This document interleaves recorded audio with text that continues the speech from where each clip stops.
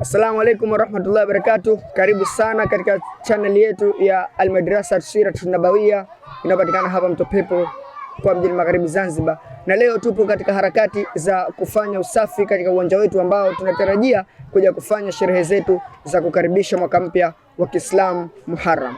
Sherehe hizi zinatarajiwa kufanyika Jumamosi, hivyo leo tupo katika harakati za kufanya usafi katika eneo hili. Na kabla ya hapo basi tuwasikilize baadhi ya wanafunzi wakieleza hisia zao ambazo watakuwa nazo katika harakati hizi za kufanya usafi kwenye eneo hili. Naam, huyu ni mmoja miongoni mwa wanafunzi ambao wamefika katika zoezi la kufanya usafi katika kiwanja chetu ambacho tunatarajia kufanya sherehe zetu za kukaribisha mwaka mpya wa Kiislamu. Naam, kwa faida ya watazamaji wetu, kwanza jitambulishe. Kwa jina naitwa Yasir Musa Barakati, nasoma Al-Madrasa Siratun Nabawiyya. Naam, leo tumefika katika eneo hili la kufanya eneo hili la kiwanja ambapo tunatarajia kufanya sherehe yetu.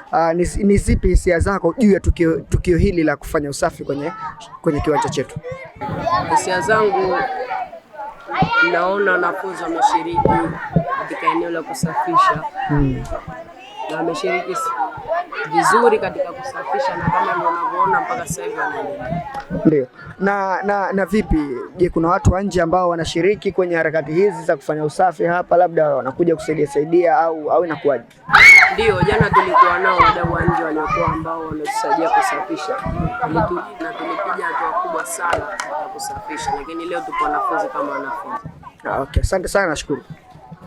Na huyo ni moja miongoni mwa wanafunzi ambao wapo hapa katika zoezi la kufanya usafi leo, hasa katika kiwanja ambacho tunatarajia kuja kufanya sherehe zetu za kukaribisha mwaka mpya wa Kiislamu. Wacha tuwasikilize na wanafunzi wengine nao wana maoni gani na wanasemaje kuhusiana na jambo hili la kufanya usafi, hasa hapa katika viwanja vyetu vya Al-Madrasa Siratun Nabawiyya, kiwanja ambacho kitakuja kutumika zaidi katika sherehe za kukaribisha mwaka mpya wa Kiislamu. Naam, kwa faida utambulishe jina lako. Naitwa Rayyan Hamis Bakari kutoka Mto Pepo.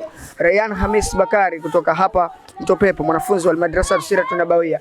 Unaweza kuniambia leo ni kazi gani ambazo umezifanya kwenye zoezi hili la kufanya usafi? Leo nimefagia, nikokota mataka, nikashirikiana pamoja na wanafunzi wenzangu. Mimi naomba waje tushirikiane, kazi bado zipo. Asante sana. Na huyo ni mmoja miongoni mwa wanafunzi wengine ambao tumekutana nao hapa katika kiwanja cha kufanyia usafi.